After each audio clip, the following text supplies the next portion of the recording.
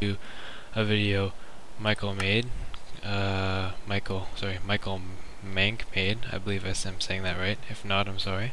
And it's just, his video is about how switches are sometimes unideal for opening doors and stuff, and he made a way so that you can use buttons. Now his way is probably a bit more efficient than my switch way.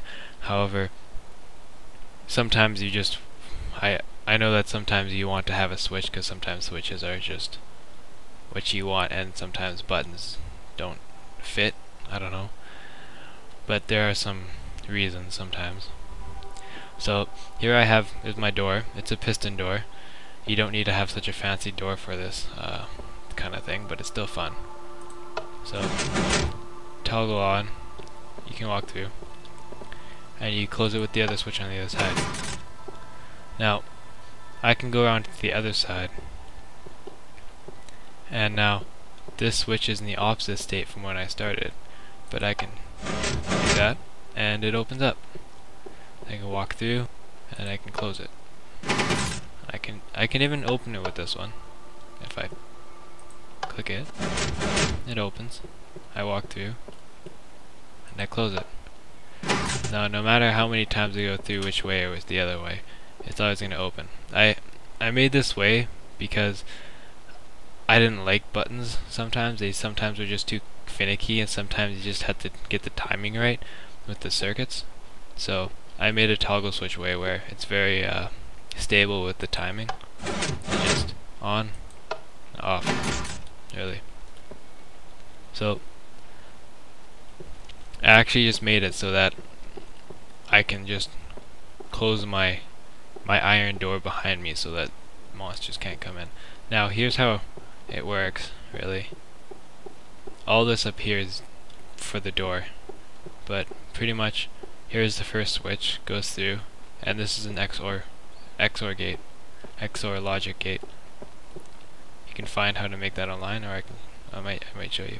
Here's the other switch, and it just goes over this and into there, and it does the logical stuff, and then comes out and either opens or closes the door.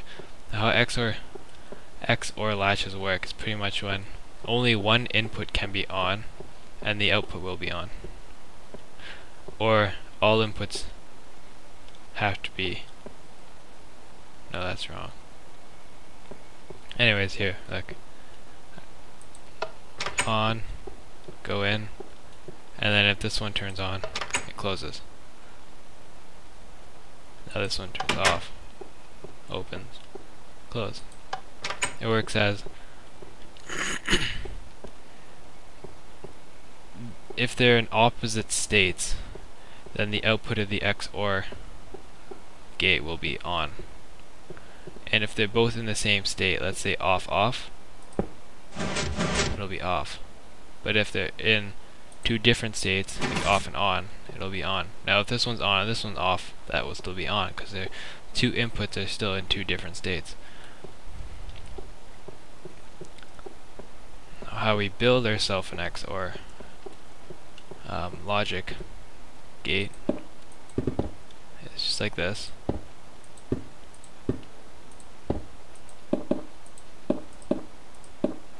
So you start you off with a little T shape, kind of the Tetris block shape, and then you put two here, punch these ones out, and then you count to 1, 2, and put one right there. Space the two blocks, and then you put another one right here. And of course we need torches, which I don't have. There we go. You put torches down.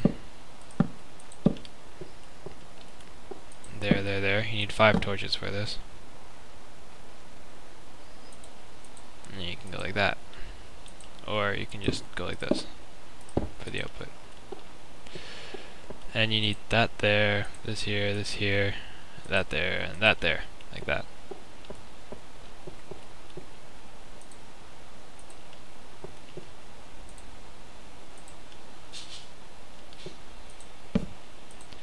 Two switches, and just so we can see how it works, we will bring it back over here and attach it to a block with a torch in it. There you go. So they're both off. It's in the same state. The torch will be on because of how redstone flows, but it's actually off. So two different states, off, on, off, or on in this case. And then same state.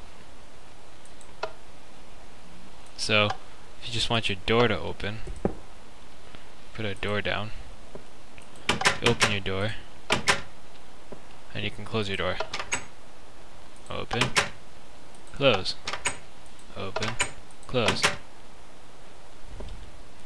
Now adding another switch onto this is a bit more trickier, since you have to, the logic gate will get simply bigger, unless there's a more simpler way of adding switch, another switch, but I don't know. So Michael Mink beat me on that one, but that doesn't matter. Anyways, so I could explain how this works, this logic thing here. So if you look over here, I'll explain one side at a time. If you turn this on, this turns off due to this block is powered, so the torch attached to the block is turned off. This torch is off, so this block is turned off, and this is turned off. Now, if you turn that off, the torch turns off because this block is powered off, and since this block is powered, torch is powered on, this block is powered on, which then this block then powers on this redstone, and this redstone powers off this torch. Now this redstone powers on this redstone wire, which then powers on this block, which powers off this torch. Now, as you can see, both sides are the same, so that this side turns off this one, so it's off. Now if we turn one on though, the output's on. That's because this side powers off the torch, so this block is off, but this is still on. So it turns off that one. Sorry, that was wrong, sorry. Since this torch is off, it turns off this redstone wire, so this block is off, so this torch is on, so then it allows like the power to be in that one. Now if we turn off this one over here,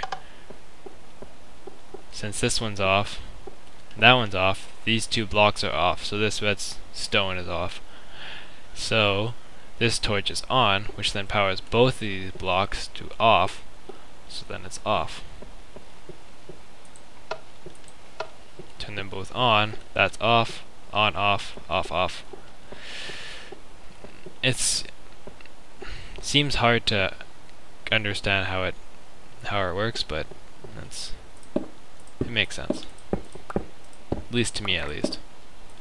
Anyways, that's how you make a door with toggle switches. If you really prefer toggle switches, this is how you make a door.